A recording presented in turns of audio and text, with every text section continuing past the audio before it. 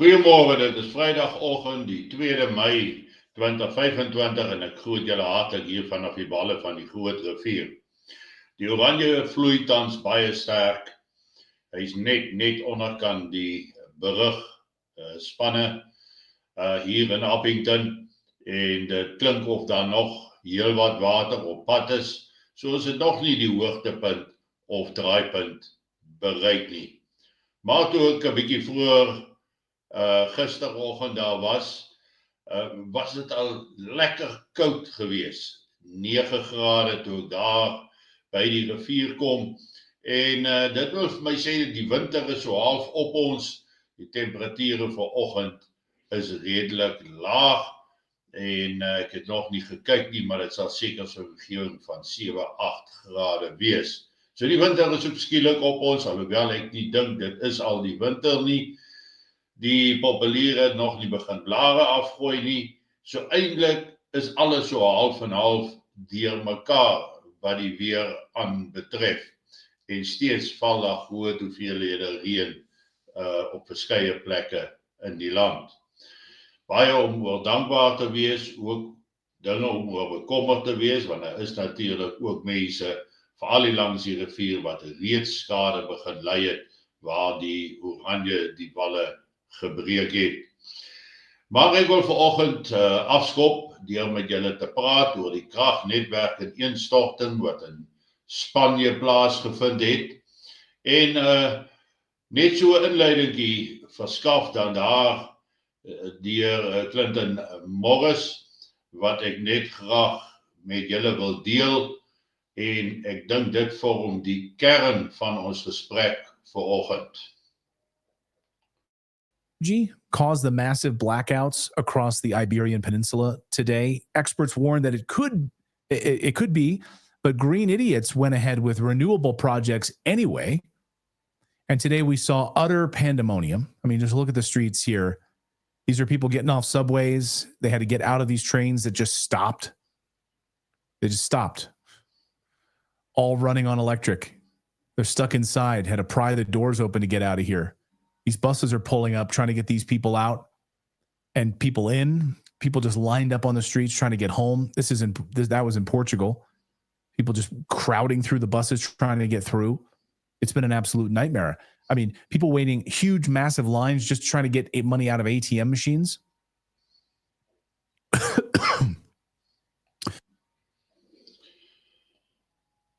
Dit net so as 'n inleidingkie en agtergrond daar. Dit is interessant dat in 16 April verjaar het Spanje aangekondig dat hulle 100% op hernubare energiebronne opereer, dat hulle nie meer afhanklik is van kragsentrales en so meer nie.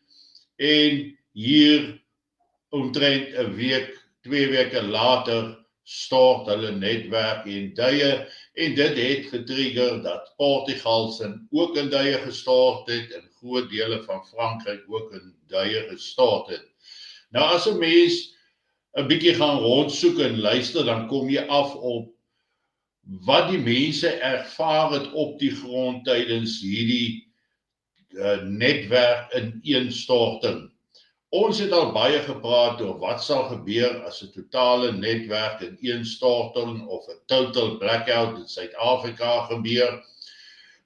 Hoe lank vat dit om weer die plekke aan die gang te kry, maar bovenal, wat gaan die impak daarvan wees?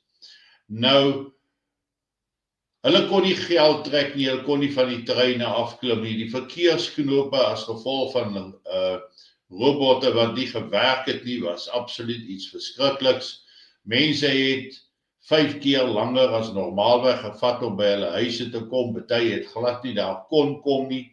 Die treine wat ondergronds was toe hierdie kragonderbreking aangebreek het, hierdie blackout, hulle moes letterlik deure oop forceer om uit die trein uit te kom en langs die paaie af beweeg. Van die mense het gesê, hulle sal nooit weer rondbeweeg sonder kontant in die hand nie. Hulle sal nie weer sonder 'n flitslig met spaarbatterye rondbeweeg nie.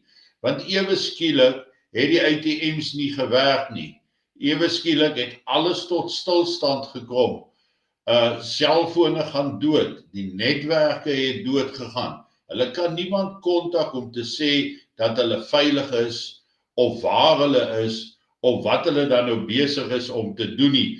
So dit is alles uitdagings wat hulle nou in Spanje ervaar het, en tot op hede is die stelsel nog nie ten volle weer aan die gang nie, maar daar is gedeeltelik plekke waar die krag nou weer aan die gang is. En ons kan net wonder wat het dit veroorsaak. Natuurlik het die Spaanse owerhede, die bedrywers van hierdie netwerke vinnig na vore gekom en gesê, dit was 'n solar flare gewees.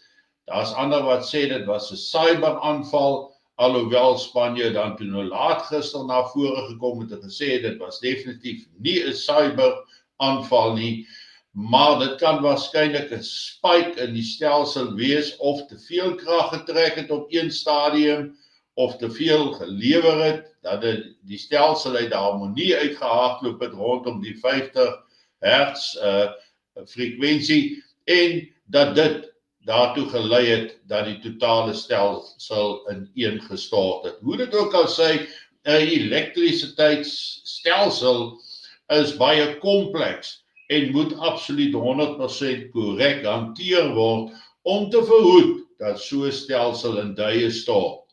In Portugal is daar groot chaos en sukkel hulle meer om hulle stelsel op te kry, omdat hulle stelsels dan ook bedryf word deur twee groot groeperinge. Die een is BlackRock en die ander kant is dit Chinese stelsels, en dit veroorsaak nog groter probleme tans en laat meer vrae ontstaan oor wat sit agter die kragonderbrekings in Spanje, Portugal en dele van Frankryk. Maar ek wil hê ons moet gesels oor ons eie kragsituasie in Suid-Afrika.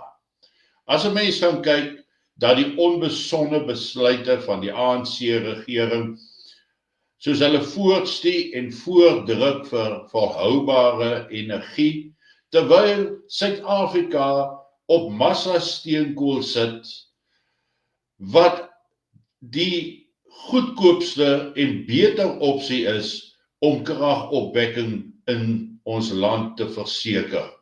Maar hierdie dryf na volhoubare energie of groen energie gaan nog ons land duur te staan bring. Maar ek vermoed dat Pinocchio het soveel skuld aangegaan en is soveel geld beloof deur die wêreldglobalistiese elite om oor te skakel na groen energie toe, dat hy amper nie daar kan uitkom nie, en daar is waarskynlik nog baie geld as 'n belofte aangebied. 2 weke nadat Spanje aangekondig het dat hulle nou volkome op volhoubare energie werk, het hulle in duie gestort. Want jy het die hele tyd son nodig, jy het die hele tyd wind nodig om te gebruik vir hierdie hernubare energie om voldoende te kan wees. So as die gebied te veel bewolk is, gaan jy nie die lewering kry wat nodig is om volhoubaar krag te lewer nie.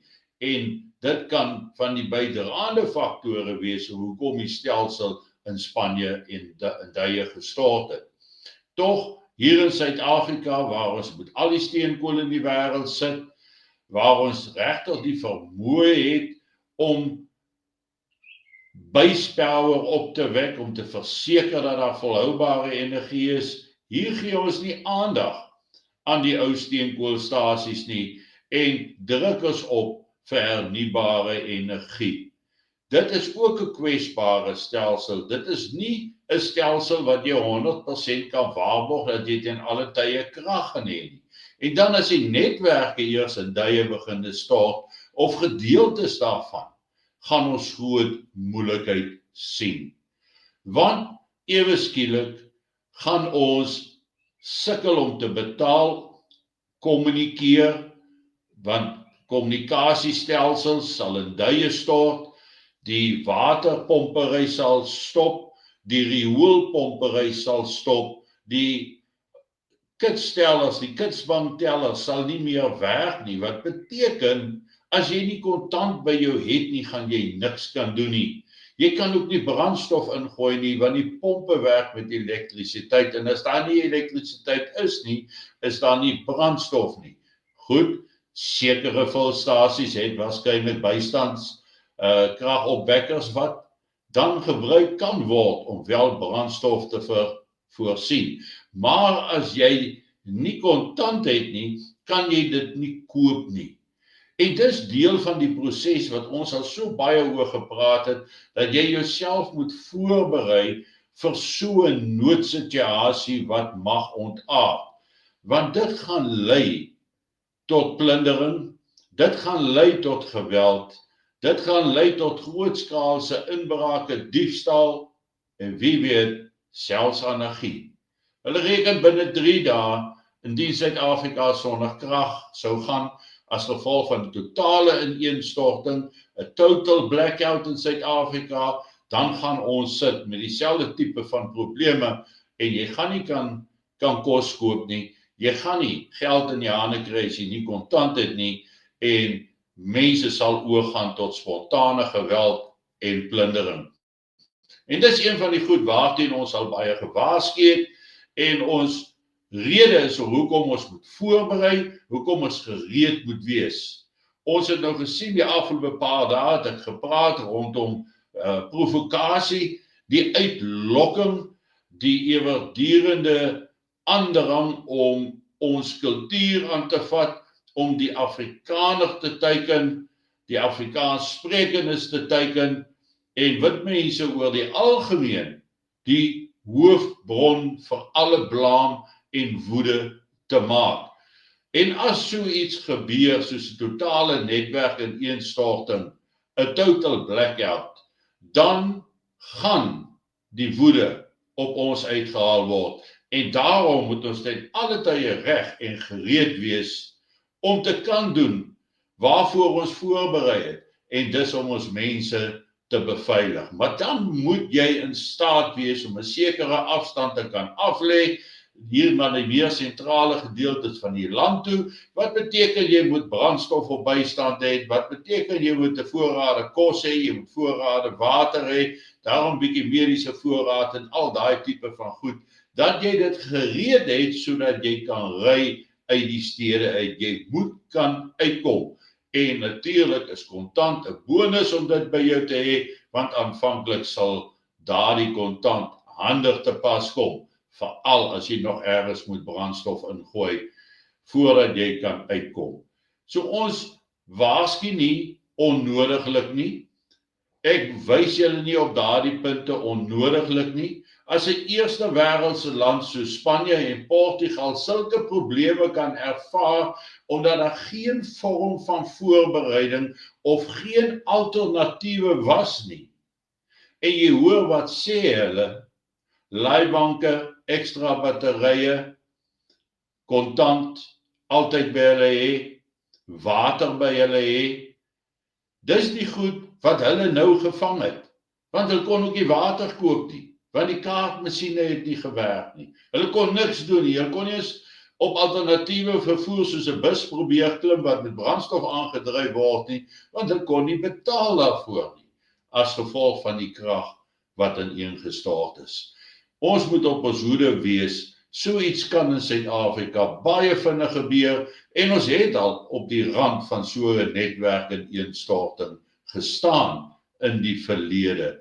Net nog een van die baie goed wat ons sal moet dophou, wat kan skeefloop in Suid-Afrika, en wat vir ons baie groot probleme kan beteken. Geniet vanoggend jou kondensmelk koffie, en ek is maandagoggend weer terug met julle, en mooi loop, en 'n lekker naweek word julle almal toegewens. Wees veilig, wees op die uitkyk, en sorg maar dat jy so 'n paar noodgoedjies altyd byderhand het.